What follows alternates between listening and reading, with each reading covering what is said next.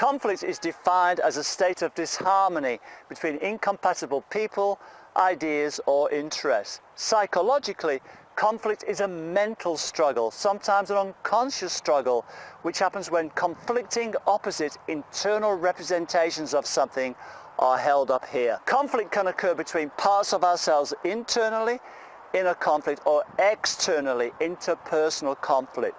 The dilemma posed by inner conflict is usually an emotional or ethical overreaction to the way we respond to a difficult situation.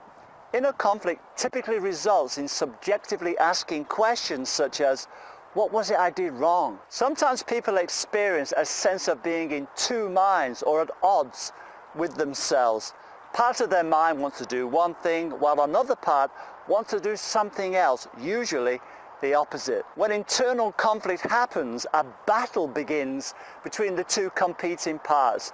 Then we can quickly become uncertain and frustrated, and this will continue unless the conflict is tackled. NLP has processes that can help to alleviate and resolve these issues.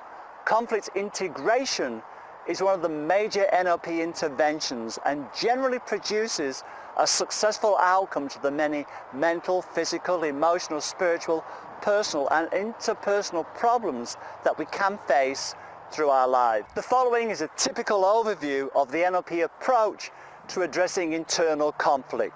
First of all, clearly identify the key issues involved in the conflict. Normally this means identifying the two parts. And note, these conflicts are usually expressed as opposites. Part of me wants to be fit, part of me hates exercise.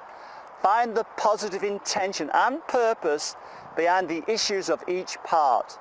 Make sure that each part recognizes and acknowledges the positive intent of the other part. Chunk up until a common intention on a higher level has been identified that both parts share, for example, the love of learning. Chunk up means going to a higher conceptual or abstract concept. Finally, integrate the two parts.